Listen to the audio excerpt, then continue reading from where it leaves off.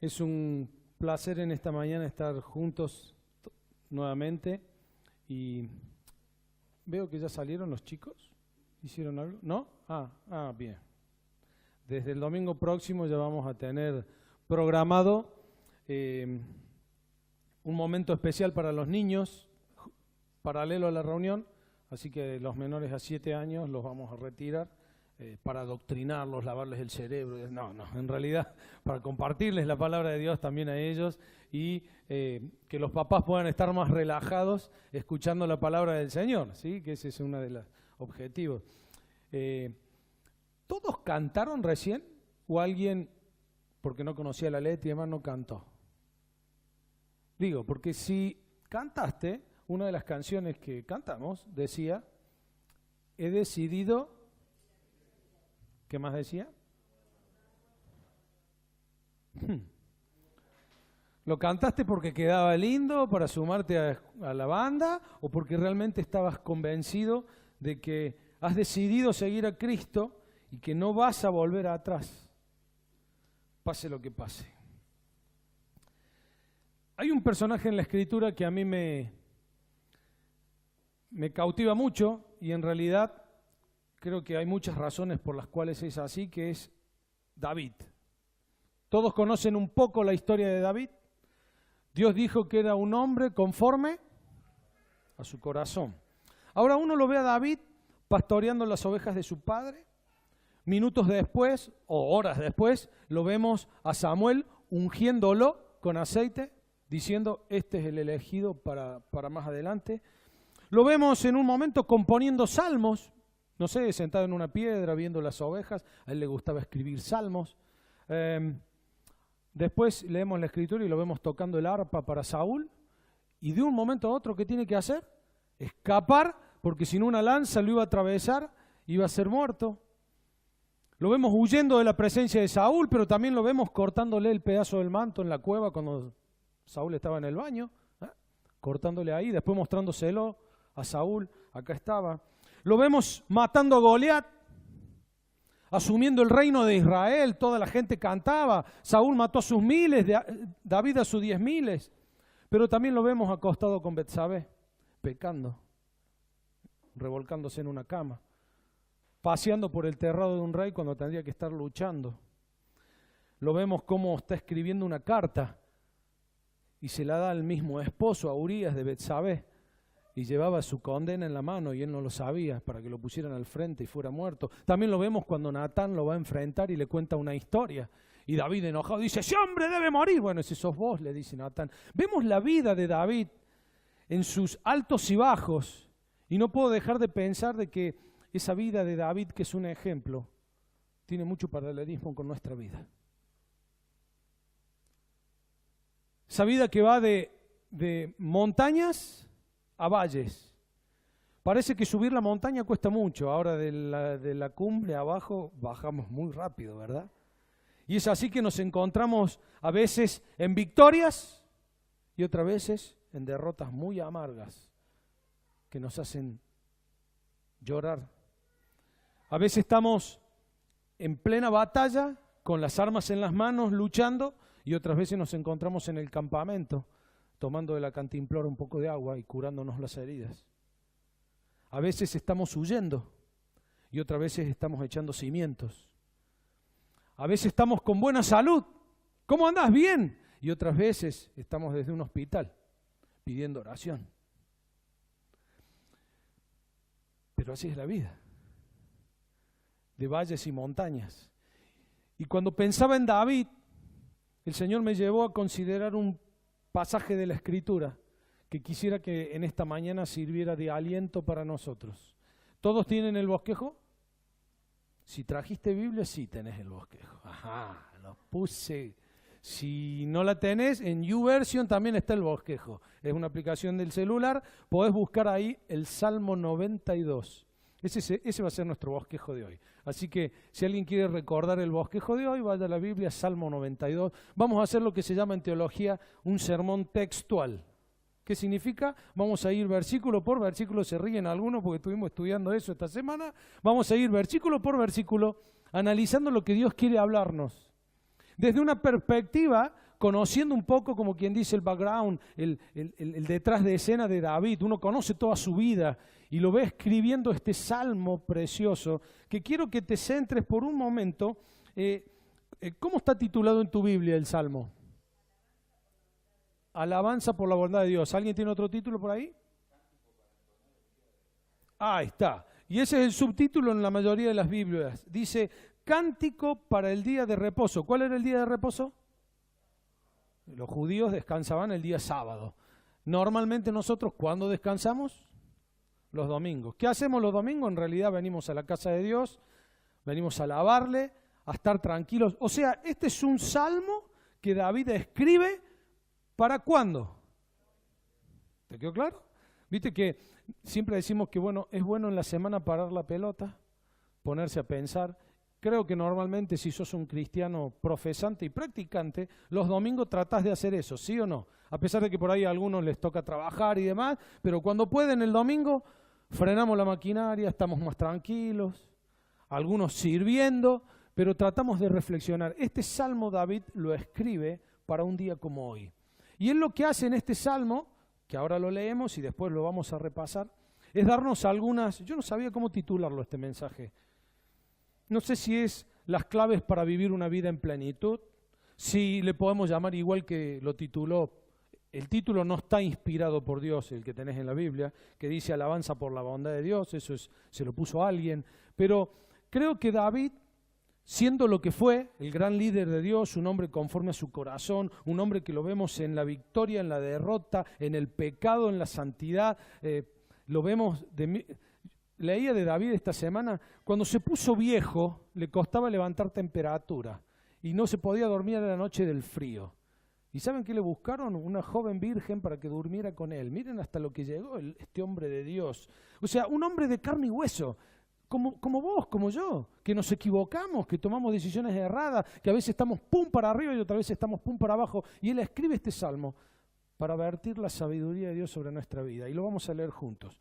Creo que Julián lo va a poner allí en la pantalla, en la versión 1960, que es la que yo lo voy a leer aquí. Dice así: bueno es alabarte, oh Jehová, y cantar salmos a tu nombre, oh Altísimo, anunciar por la mañana tu misericordia y tu fidelidad cada noche, en el decacordio y en el salterio, en el tono suave con el arpa, por cuanto me has alegrado, oh Jehová, con tus obras, en las obras de tus manos me gozo. Cuán grandes son tus obras, oh Jehová, muy profundos son tus pensamientos. El hombre necio no sabe y el insensato no entiende esto. Cuando brotan los impíos como la hierba y florecen todos los que hacen iniquidad, es para ser destruidos eternamente. Mas tú, oh Jehová, para siempre eres altísimo. Porque aquí tus enemigos, oh Jehová, porque aquí perecerán tus enemigos, serán esparcidos todos los que hacen maldad. Pero tú aumentarás mis fuerzas como las del búfalo. Seré ungido con aceite fresco, y mirarán mis ojos sobre mis enemigos, oirán mis oídos de los que se levantaron contra mí, de los malignos. El justo florecerá como la palmera, crecerá como el cedro en el Líbano. Plantados en la casa de Jehová, en los atrios de nuestro Dios florecerán. Aún en la vejez fructificarán, estarán vigorosos y verdes, para anunciar que Jehová mi fortaleza es recto y que en él no hay injusticia. Amén. Palabra de Dios en esta mañana, Salmo 92, bosquejo que no va a pasar. Este es un bosquejo eterno, porque es la misma palabra de Dios que vamos a intentar que en esta mañana nos hable. Un cántico escrito por David para un día de meditación.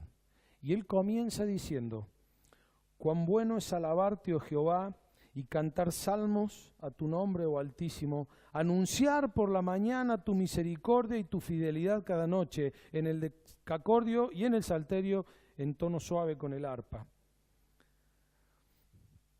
Una de las cosas que David tenía muy claro, y era que alabar a Dios era un buen remedio para la vida. Él dijo: cuán bueno es alabarte, oh Jehová. La alabanza pasa a ser para nosotros, aquellos que abrazamos la fe en Cristo,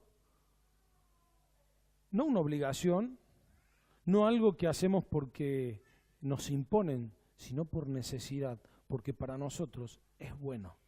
Había un coro que yo cantaba cuando era chico. ¿Te acordás, Juan? La mayoría de acá no lo debe saber, que decía algo como esto. Qué bueno es alabarte, oh Jehová, y cantar a tu nombre, anunciar por las mañanas tu misericordia y tu fidelidad cada noche. Y se repetía. Yo me acuerdo que lo aprendí habiendo tenido, no sé, 4 o 5 años. Y hoy tengo 40 y todavía me acuerdo. Porque cantar nos hace bien. David fue un compositor. Lo que hiciste esta mañana fue alabar a Dios.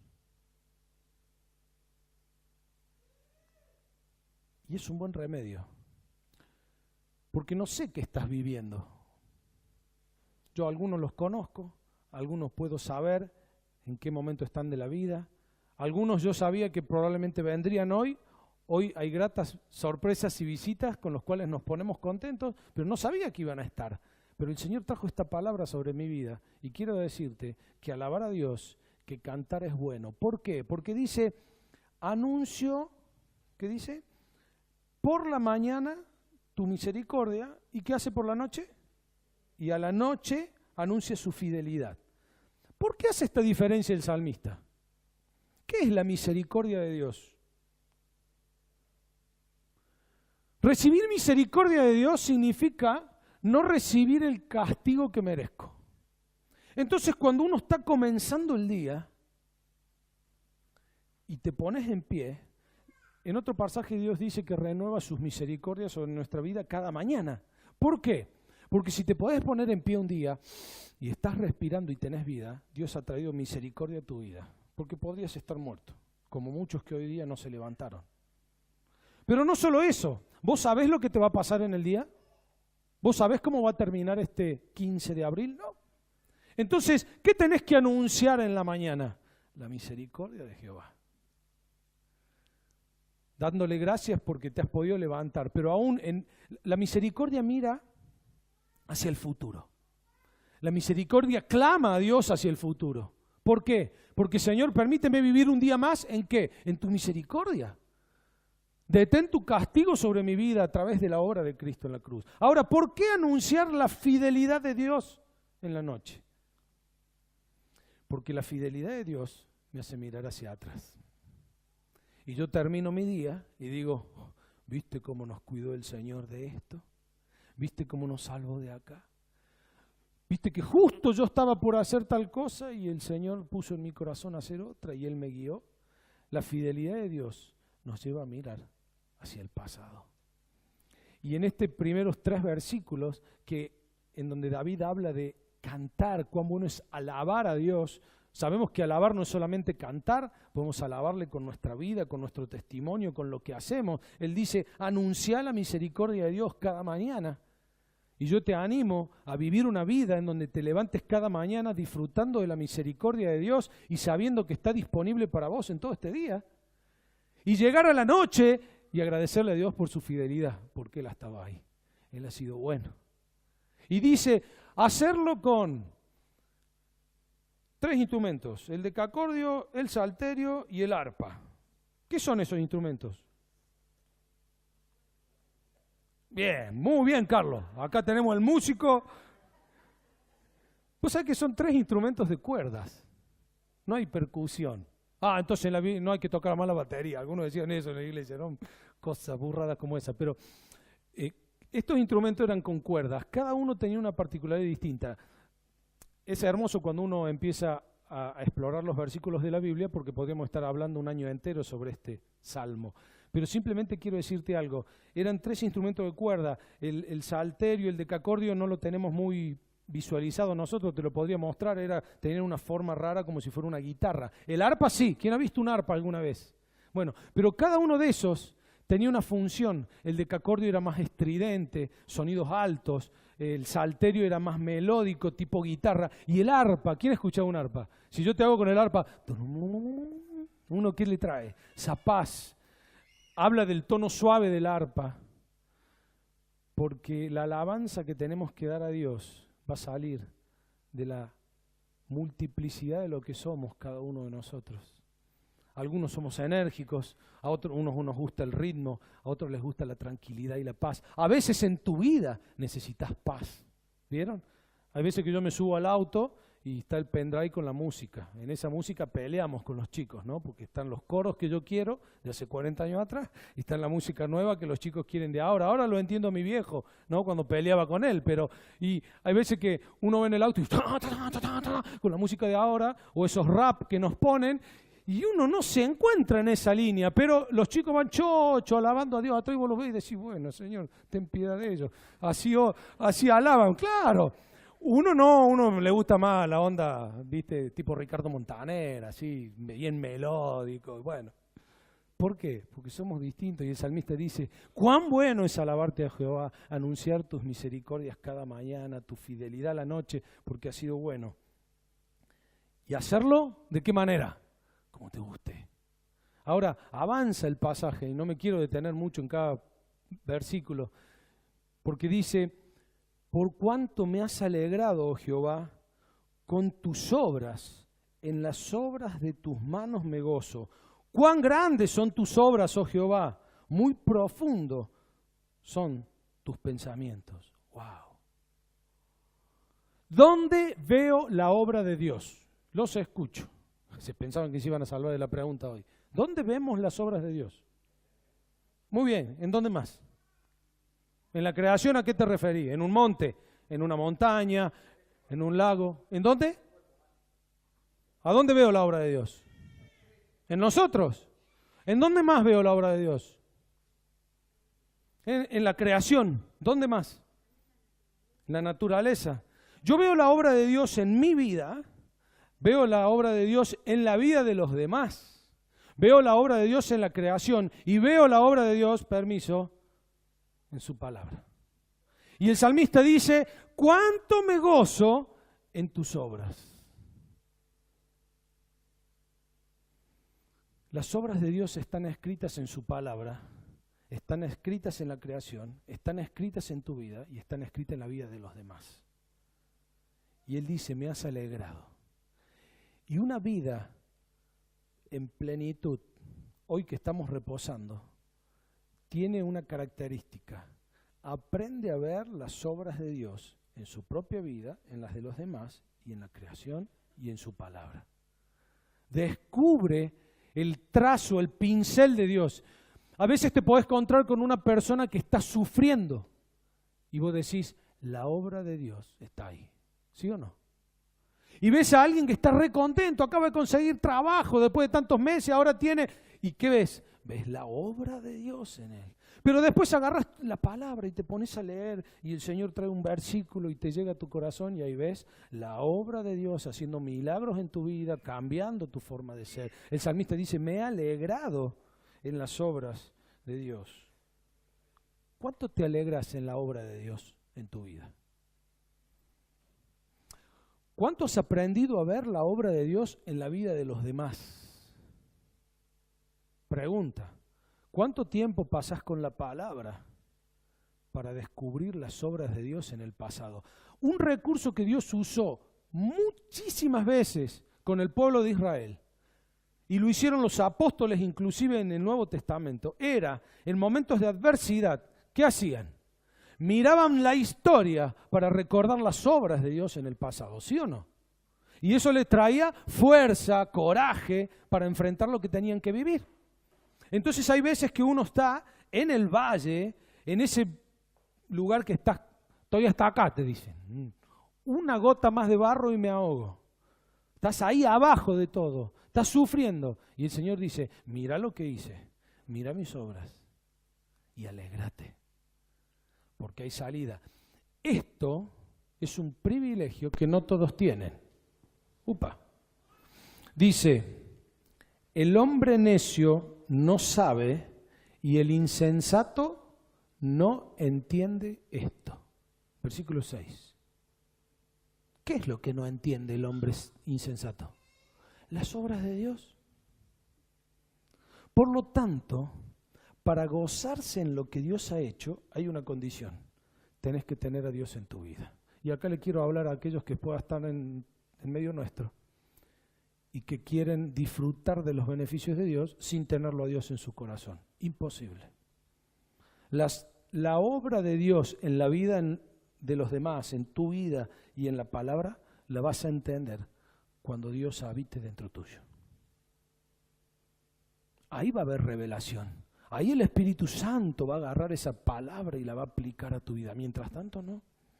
Por eso nosotros los cristianos vemos las noticias como las que están sucediendo hoy día, Estados Unidos, Francia y el Reino Unido atacando a Siria, y anoche hablábamos con Carlos, ¿no? Él se puso a leer ayer y demás, y hemos estado viendo cómo todo lo que la Biblia habla y dice de los eventos futuros se están cumpliendo. ¿Y uno qué ve ahí? La mano de Dios, la obra de Dios. ¿Y a quién reconforta eso? A aquellos que tenemos el discernimiento. ¿Cuánta gente hay hoy día? Están bombardeando Siria, ojalá que no vayan a tirar un misil para acá. Es todo lo que se le ocurre decir. Porque no lo saben. ¿Tenés a Dios en tu corazón? Tenés la capacidad de alegrarte con las obras de Dios. Ahora, ¿no es cierto que a veces lo dejamos de lado? El salmista dice, me has alegrado, Jehová, con tus obras. Muy profundos son tus pensamientos. La misma Escritura dice, mira, lo que yo pienso como Dios, de lo que vos pensás como ser humano, está lejitos, dice. Como el cielo de la tierra, así son de distintos mis pensamientos a los tuyos, dice Dios. Y en Deuteronomio 29 dice que hay cosas que Dios ha decidido no decirnos nada, son misterios profundos, pero los cuales a nosotros nos llevan a investigar su palabra y a ver la obra de Dios en la vida de los demás. Continúa el escritor. Y había notado algo acá y que no me quiero olvidar de decirlo. Esta semana hablaba con una persona y yo le decía, no podés avanzar en la vida diciendo que sos un cristiano y tomando decisiones importantes para tu futuro si no tenés palabra de Dios. Y si vos querés gozarte con el salmista, que decía que él se había alegrado en sus obras y que aún sus pensamientos le eran profundos, siempre que tomes un rumbo en tu vida, tené palabra de Dios. No podés vivir sin palabra de Dios. Palabra de Dios, no percepción, no profecía de algún hermano que viene y te dice Dios me dijo, porque por ahí a veces confundimos lo que significa tener palabra de Dios para vivir la vida con palabra de hombres acomodadas a circunstancias. Palabra de Dios para vivir, para gozarte en sus obras pasadas, presentes y futuras. Versículo 7 dice, cuando brotan los impíos como la hierba y florecen todos los que hacen iniquidad, es para ser destruidos eternamente. Mas tú, Jehová, para siempre eres altísimo. ¿Por qué aquí tus enemigos, oh Jehová, por qué aquí perecerán tus enemigos? Serán esparcidos todos los que hacen maldad. Dice que la gente que hace lo malo pupula como hierba. ¿Cuál será la hierba más común en Córdoba, en los ríos de Córdoba? ¿Se le ocurre algo? ¿La gramilla? ¿Qué más? ¿Alguna hierba? No sé, ¿qué crece al lado de los ríos? Estamos flojos en botánica, en geografía. ¿Vieron ese pasto que crece porque sí? Vas al río, ¿cómo? El berro, algo que crece mucho a la orilla. Crece, ¿cuánto dura eso? Nada. Ahora dice que la maldad, aquellos que hacen lo malo, crecen como la hierba, se esparce. Dice, pero tú, Señor, eres altísimo y vas a vencer sobre ellos. En otra parte de la Escritura dice que ancho es el camino que lleva a la perdición, pero angosto es el camino que lleva a la vida. Y cada camino tiene una puerta. Ancha es la puerta del camino ancho y estrecha es la puerta del camino. ¿Y quién es la puerta de ese camino angosto? Jesucristo.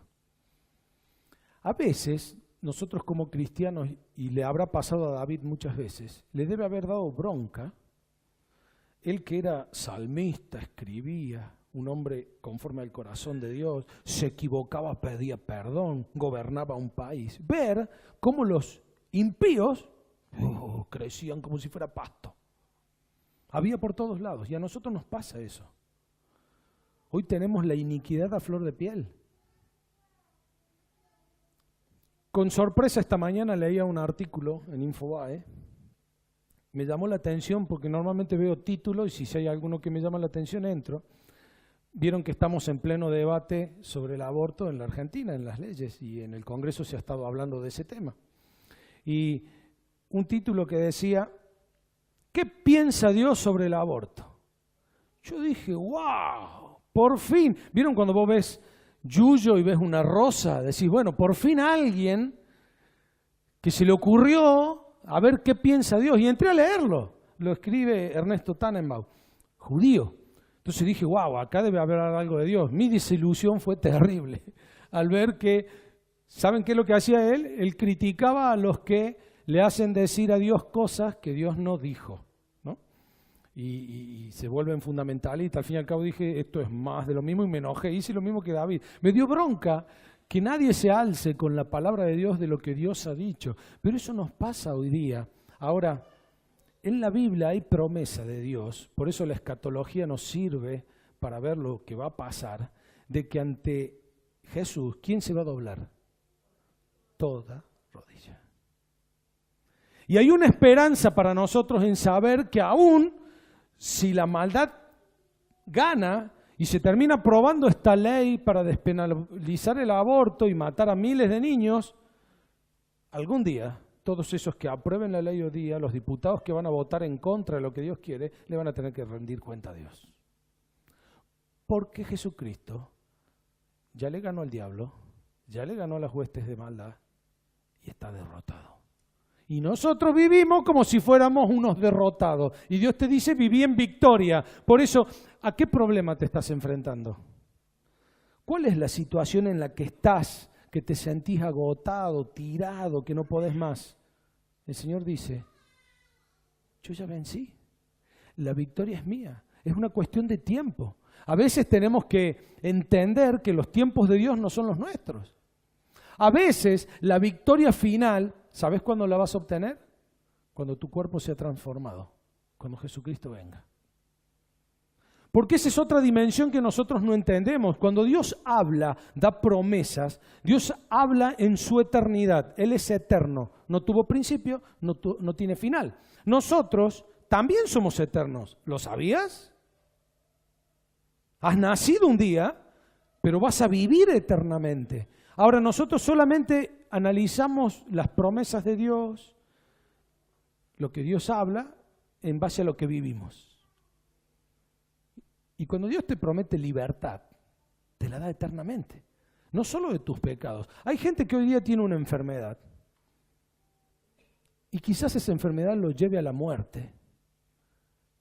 Pero en el nombre de Jesús y con la verdad revelada, nosotros decimos que Dios tiene el poder sobre la muerte. ¿O no? Y quizás Dios pueda obrar un milagro, sanarte y dejarte vivir en esta tierra sano, o dejar que la enfermedad siga su curso y este cuerpo se muera, pero Él ha triunfado sobre la muerte. ¿Se entiende el concepto de ver más allá? Y aunque la maldad crezca, en definitiva, el que va a triunfar en toda esta historia, ¿quién es? El Altísimo. Dice el salmista, mas tú, oh Jehová, para siempre eres altísimo. Tus enemigos van a perecer y van a ser desparcidos. ¿Tenés algunos enemigos en la vida? ¿Estás luchando contra algo hoy? Hoy probablemente estés luchando contra una enfermedad, contra una depresión, contra una mala decisión, contra alguien en la familia. El Señor te dice, yo soy el vencedor. Confía en mí. Ahora, si lo enlazas a todo lo que venís viendo, gozate en la obra de mis manos, dice Dios. Mirá, lee la Biblia, fíjate cómo yo hago las cosas, que las hago bien. Entonces a veces esta leve tribulación momentánea que tenés que vivir va a producir en vos un excelente peso de gloria, como escribiría Pablo después, porque vas a comprender la obra de Dios de principio a fin. Pero no me quiero demorar más, porque todavía quedan 5 versículos, tiene 15 este pasaje. Y el versículo 10 tiene una frase bárbara. Pero tú aumentarás mis fuerzas como las del búfalo. Seré ungido con aceite fresco. Esto del búfalo me pegó y mal. Dije, ¿qué es esto? Cuando uno enfrenta la adversidad, normalmente tiene que poner en marcha un montón de cosas. Y lo que primero se nos acaba, ¿qué son? Las fuerzas.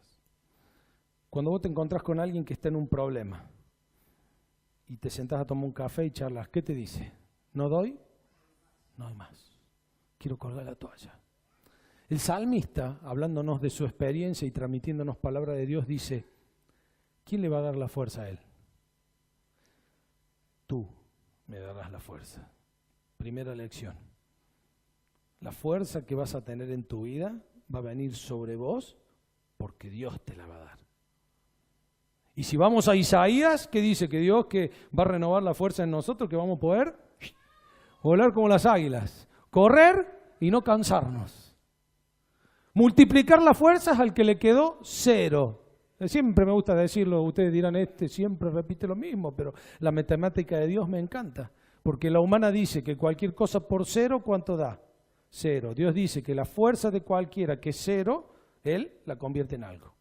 Y esa es la matemática divina. Vos decís, no tengo más fuerza, Dios dice, bravo, estás en el punto en donde puedo multiplicar. Nosotros decimos, no, ya no me queda nada. Es que ahí quería llegarte, dice Dios.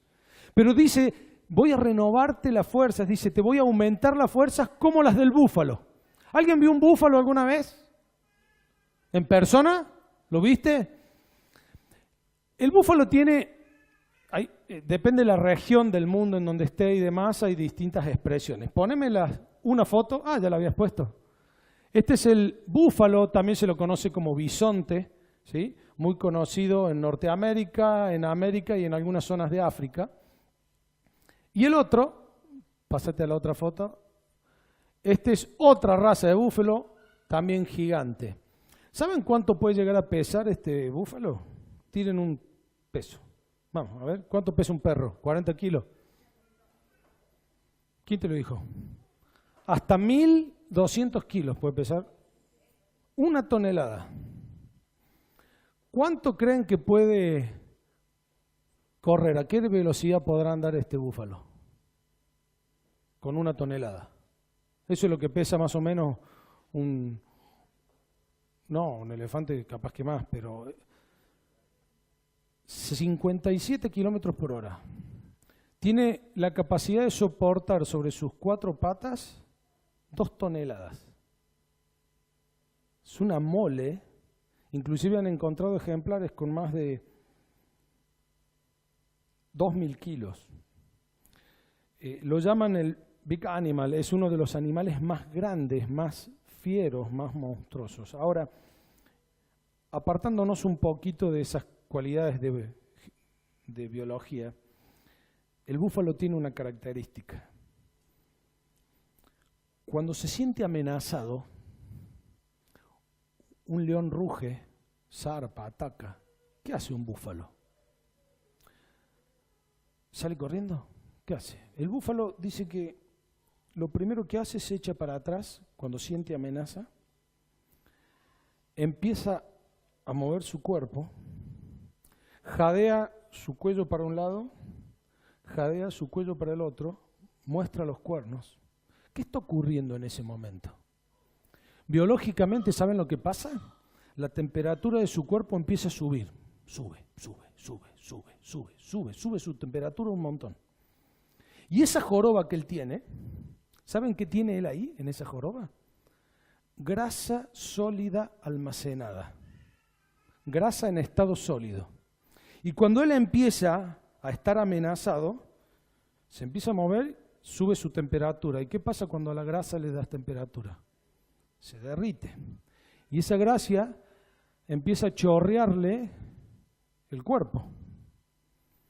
Y cuando él ya se ve empapado, ¿qué dice la Biblia? Tú aumentarás mis fuerzas como las del búfalo, seré ungido con aceite fresco. Cuando está bien mojadito de aceite, lo ve al que lo está amenazando, le muestra los cuernos y ¿sabe qué empiezan? 2 toneladas. ¡Boom! Dicen que el aceite con el que se baña es imposible que lo agarren, es difícil de atrapar. ¿Ese aceite dónde estaba? Almacenado. ¿Cuándo lo usó? Cuando estuvo amenazado. El salmista dice, aumenta mi fuerza como las del búfalo, rocíame con aceite fresco. Querido, cuando estés en la cumbre de la montaña, dedícate a almacenar unción de Dios sobre tu vida, para que cuando estés en el valle amenazado por los peligros, Dios pueda levantarte la temperatura y la unción de Dios te cubra y vos puedas pelear contra el maligno. Esto es una verdad de la Biblia increíble. Ahora, ¿sabés la cantidad de cristianos bufalitos que se les levanta la temperatura y están más secos que un motor fundido? Porque no hay unción de Dios. Y decir, Señor, desciende. Y el momento de juntar grasa sólida era otro. La fuerza de Dios tiene que estar en nosotros en potencia. ¿Cómo? Con su palabra, pasando tiempo.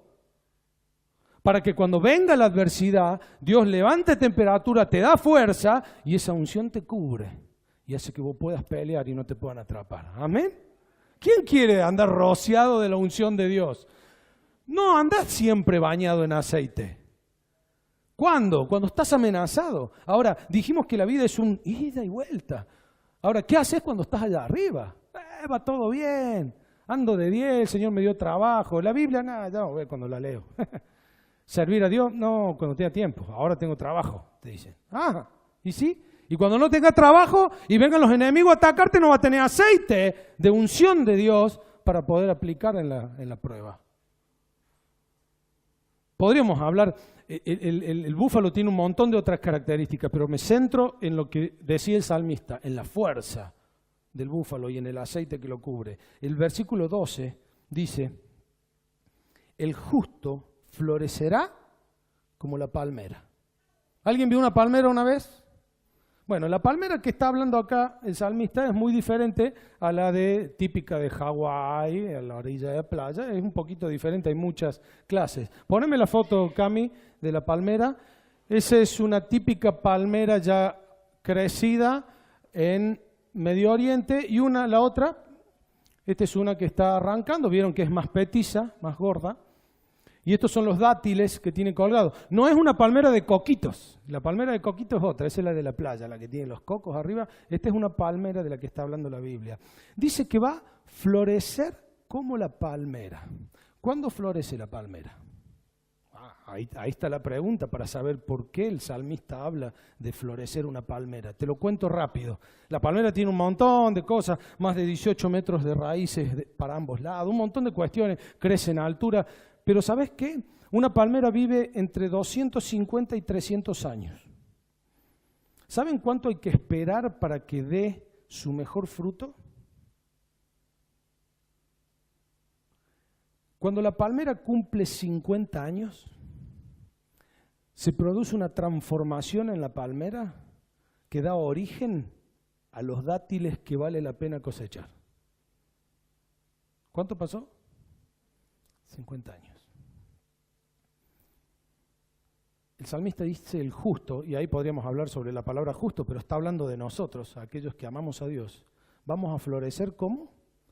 Como la palmera. Y a mí me habla eso, de que tanto vos como yo tenemos que aprender que los procesos que Dios hace en nuestra vida toman tiempo. Por eso la Biblia es muy categórica cuando dice, ¿van a buscar a alguien que los guíe en la iglesia? ¿Un líder? No busquen un neófito. ¿Quién es un neófito? Alguien muy nuevo. ¿Por qué? Porque yo lo tengo que hacer florecer, dice Dios. Y a veces nosotros nos queremos llevar el mundo por delante y Dios dice, florece como la palmera. No como ¿Vieron el contraste entre florecer como una palmera que le lleva 50 años a que la hierba crezca como si fuera nada? ¿Y eso quiénes eran? Los impíos, que se mueren ahí nomás. Toma tiempo, querido, lo que Dios vaya a hacer en tu vida toma tiempo. Hay gente que piensa un negocio y quiere que le vaya bien a los 6 meses. No, querido, toma tiempo. Hay tiempo de sembrar para después cosechar. Hay muchos que están en la época en que están recogiendo frutos y pueden comer de los frutos, pero hay veces que vos de tu negocio lo único que sacás son semillas. ¿Y qué haces con una semilla? La tenés que volver a sembrar. Algún día vas a cosechar. Entendamos los tiempos de Dios, una vida en plenitud. Entiende que el justo florece como la palmera y dice, crece como cedro en el Líbano. Hoy es una clase de biología terrible, pero solamente nos vamos a centrar en el cedro, cómo crece. Necesito 6 hombres adultos acá, ahora ya. Esto vamos a hacer una actividad práctica. No me hagan decir los nombres. 1, 2... Nico, 3, Agu, ¿esos no son hombres adultos? Vamos. ¿No querés pasar? Necesito 2 más, 2 más. Vamos, ¿no hay hombre? Vamos, Julián, eso. Miren lo que le voy a hacer a los hombres adultos ahora. Se me ocurrió hacerlo hoy a esto para que se distraigan un poco. Agárrense de las manos, vamos, agárrense de las manos ustedes, hagan un círculo. Hagan un círculo. ¿Nunca jugaron a la ronda de la batata? Bueno. Ahora estírense lo más que puedan. Son 6 hombres, cada uno tiene aproximadamente 1,50 m, por lo cual ahí hay, ¿cuánto de diámetro? 9 metros de diámetro. Bueno, ese es el diámetro que alcanza un cedro del Líbano. ¿Te imaginas un árbol? Mostrá la foto. Ahora pueden soltarse las manitos, ya está, gracias. Era simplemente para sacarlo de la modorra. No sale completa la foto. Qué lástima. La otra, a ver. Ahí está. Ese es un cedro típico del Líbano. 9 metros de diámetro el tronco. ¿Saben cuánto de altura? Llega hasta los 35 metros aproximadamente, 34 metros. Para que se den una idea, el edificio de la Torre Melos, que tiene 13 pisos, más o menos anda en esa altura, un poquito más. Esa es la altura del cedro del Líbano. ¿Cuánto vive? Se han encontrado ejemplares silvestres con hasta 3.000 años. El salmista dice que el cristiano es como la palmera que florece, que le toma tiempo para dar los frutos.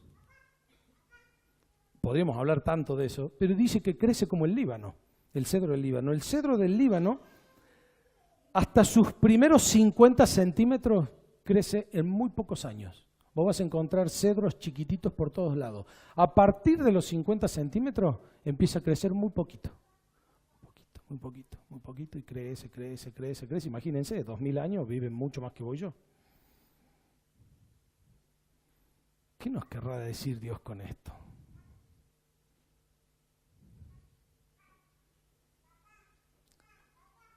Que lo que Dios va a hacer en tu vida se toma tiempo y lo hace de a poquito. ¿Y cuándo termina? Cuando Él viene. Todo el tiempo que vos vas a estar como cristiano en esta vida, vas a estar creciendo. Probablemente conociste a Cristo y creciste rápido. Ya sos un cedrito. Pero de ahí en más, lleva tiempo. Por eso inclusive ocurre que a un cristiano de muchísimos años, 40 años de cristiano, se encuentra con otro de 10 años y parecen iguales, capaz que uno un poquito más alto. Ahora es muy diferente cuando vos te encontrás con alguien muy nuevo, ¿no? Que por ahí está creciendo. Déjalo hacer la obra de Dios en tu vida porque Él la hace de a poco. Este es un concepto revolucionario para nuestra época, en donde tenemos todo instantáneo, todo ya, todo lo queremos. Toma tiempo la obra de Dios, porque lo que va a perdurar es un árbol con 9 metros de diámetro de tronco, plantado con unas raíces terribles. ¿Qué viento lo va a tirar? ¿Qué va a voltear a ese árbol? Nada. Dice el salmista, el justo va a florecer como la palmera, va a crecer como el cedro del Líbano. Plantados en la casa de Jehová, en los atrios de nuestro Dios, florecerán. Wow. Esa palmera, ese cedro, ¿dónde va a dar fruto? Cuando esté plantado, ¿dónde? Los quiero a todos con los colchones esta noche acá. ¿Eso dice el salmista? ¿No tenemos que ir a vivir a la casa de Dios? ¿Qué representaba para un judío, para David, la casa de Dios? ¿Qué había en la casa de Dios?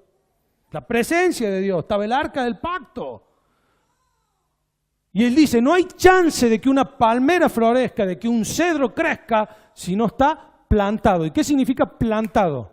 No en una maceta, plantado, enterrado, con las raíces chupando del terreno. ¿De dónde? De la casa de Dios. Y la casa de Dios para un judío significaba la presencia de Dios, la palabra de Dios y la comunión con los demás. ¿Querés una vida en plenitud? Plantate en la casa de Dios. No estoy diciendo que ahora todos tenemos que dejar nuestro trabajo y hacernos pastores a tiempo completo. Tampoco que tenés que vivir acá dentro de la iglesia sirviendo y trabajando y haciéndote el importante y estoy lleno de actividades porque me planté en vida con propósito. No, es plantarte en la casa de Dios, en su presencia, en su palabra, en su obrar, en la comunión con los demás. Hay gente que quiere florecer como un Líbano, andar y florecer como una palmera, crecer como el Líbano y andar como un búfalo y anda en maceta en su casa. No está plantado en los atrios de Dios. El salmista dijo, mejor es un día en tus atrios, Señor, que ¿cuánto?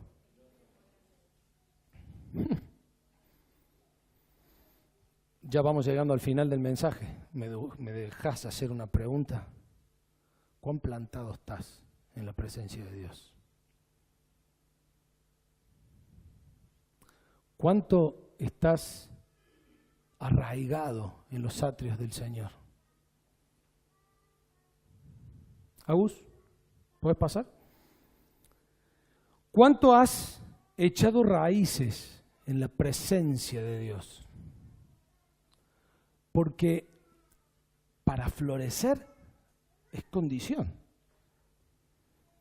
Plantados en la casa de Jehová, en los atrios de nuestro Dios, florecerán. Muchos están plantados en su trabajo, muchos están plantados en su familia, muchos están plantados en la sociedad, muchos están plantados por un montón de lados. Dios dice, mis hijos van a estar plantados, van a ser fructíferos cuando estén plantados, ¿dónde? En la casa de Dios. Dios es el que te tiene que dar el rumbo de tu vida espiritual, para tus proyectos, tus planes, tu año. Eso incluye tu carrera, tu futuro esposo, esposa, tus elecciones, tu trabajo. Eso incluye todo eso, pero tenés que estar plantado en la casa de Dios. Dice el versículo 14, aún en la vejez fructificarán, estarán vigorosos y verdes. A ver, hoy la gente se opera con Botox, se mete cirugía estética por todo lado, se hacen, como es ahora eso, terapia del ozono y todas las porquerías que andan dando vuelta. ¿Para qué? Para sentirse vigoroso y fuerte. ¿Y Dios qué dice? Plantate en mi casa, arraigate en mis atrios, que vas a tener fruto siempre. ¿No escuché un amén? ¿Queremos eso? ¿Queremos realmente llegar a morirnos viejos? Miren, estoy viendo a ver si traigo un hermano en la fe que aprecio un montón. Fue un mentor espiritual cuando yo era joven, en Río Ceballos. ¿Saben cuántos años tiene él? 102 años. Está lúcido mejor que cualquiera de nosotros. Está verde. Aún da fruto y vigoroso. ¿Por qué? Porque siempre estuvo plantado en la casa de Dios. Y no es que estaba todos los días abriendo el templo, ¿no? Y haciendo cosas. Él vivía en la presencia de Dios. Tenía raíces echadas en su palabra. Crecía como un Líbano, florecía como la palmera y recibía las fuerzas del búfalo. Dice por último el salmista, para anunciar que Jehová mi fortaleza es recto y en él no hay injusticia. ¿Para qué toda esta vida? ¿Para qué esto de vivir en valles, en cumbres, en valles, en tormenta, en dificultades, en ser fortalecidos como un búfalo, rociados con la unción de Dios, peleándola para estar arriba y después estar abajo. ¿Para qué todo esto? Para anunciar que hay un Dios que es de justicia, para que tu vida tenga un propósito sobre esta tierra, porque si estás con vida hoy es porque Dios te está dando la oportunidad de que sigas anunciándole a los demás que hay un Cristo que vive, que cambia vidas, que transforma, que da fuerzas y que quiere estar con vos. ¿Dónde estás en tu caminar de espiritual? Estoy seguro que en esta mañana acá hay gente que está en la cumbre. Está pensando en remontar un parapente porque dice, esto está buenísimo, el viento que sopla acá arriba, Dios me está bendiciendo, ¡quiero volar! ¿Y qué hace uno? Quiere agarrar el parapente tarde o temprano baja, pero no podemos mantenernos en la cumbre. Querido, llenate de la unción de Dios en este tiempo, si hay favor sobre tu vida, porque necesitas almacenar unción de Dios para que cuando Dios requiera tu fuerza, salga y te bañe. Si no, cuando llegues abajo va a estar seco. Hay otros, ¿saben qué? Que están como esos alpinistas que se le cortó la cuerda. ¿Vieron alguna película de esas que van subiendo y se le corta la cuerda y vos? Están ahí, plena caída. El viento que sienten no es el soplo de Dios, es el viento que se está cayendo. En cualquier momento me estallo. Hay otros que están en medio del barro hoy. Yo lo veo a David con Betsabé revolcándose en la cama y ¿sabes qué? Parece un chanchito dándose vuelta en el barro. Pero Dios es fiel. Por eso anunciamos su misericordia cada mañana y su fidelidad cada noche, porque Él no te abandona. Él está. Y te está dando la oportunidad de que si estás en la tormenta y tenés que pelear, saques la unción que Dios ha puesto sobre tu vida. Y puedes hacerle frente a lo que tengas que hacerle frente. ¿A qué tenés que hacerle frente hoy? Superar una adversidad, un problema, una enfermedad. Dios está allí para capacitarnos. Capaz que Dios está trabajando con vos en el tiempo. Hace tantos años que yo quiero, hace tanto... Y Dios se toma tiempo para hacer las cosas. No hace nada a las apuradas. Vamos a florecer como la palmera. Tiene que pasar tiempo. Y vamos a crecer como el Líbano del cedro, de a poquito. Vos cuando veas a alguien que lo conociste de cristiano y está allá arriba, hay algo raro, porque Dios se toma las cosas de a poco, de a poco, de a poco. Pero lo fundamental, Dios nos quiere plantados en su casa. ¿Estás plantado en los atrios de Dios? ¿Estás plantado en su presencia cada mañana, nutriendo de los ríos de agua viva que Dios hace correr en su huerto? Estar plantado en la casa de Dios significa servirle a Dios.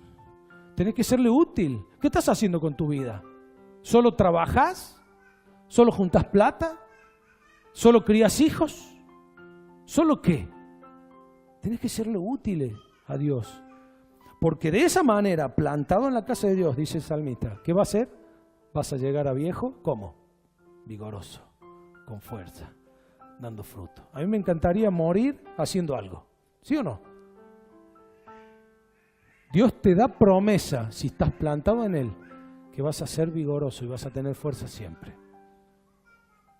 para que cumplamos el propósito que Él trae sobre nuestra vida. ¿Quién tendrá que en esta mañana ponerse a cuentas con el Señor? Te voy a invitar a que inclines tu rostro y tengas un momento en donde solamente vamos a escuchar la melodía y puedas hacer lo que Dios esté mostrando hacer. ¿Tenés que pedir perdón? Este es el momento de hacerlo. Tenés que contarle al Señor algo que Él lo sabe, pero uno no se lo has dicho nunca. Tenés que hacer que Dios levante temperatura para rociarte de aceite y poder zafar de ese mal hábito que tenés, de ese pecado que te está agarrando a cada rato. Es momento de llenarte de la unción de Dios también. El Espíritu Santo del Señor está acá en esta mañana y está obrando. Lo va a hacer en aquellos que estén dispuestos y dejen que Dios trabaje en sus vidas.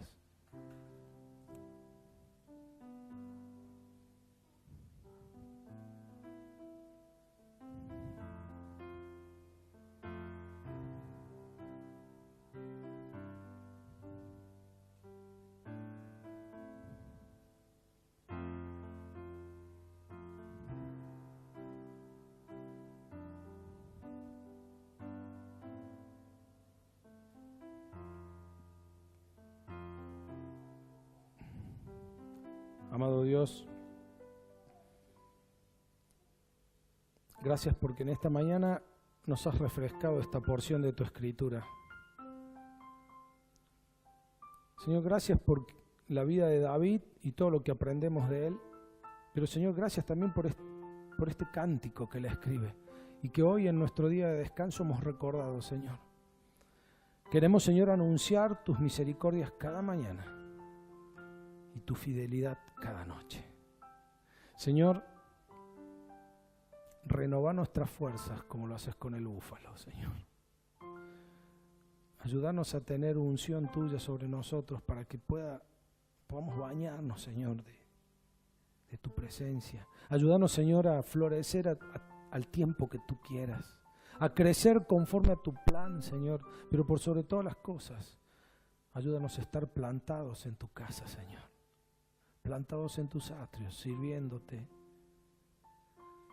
adorándote.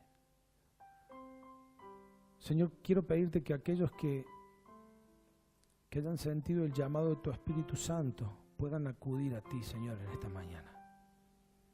Si hay algo que pedir perdón, si hay algo que cambiar, oh Dios, que tu Espíritu Santo esté haciendo la obra en esta mañana.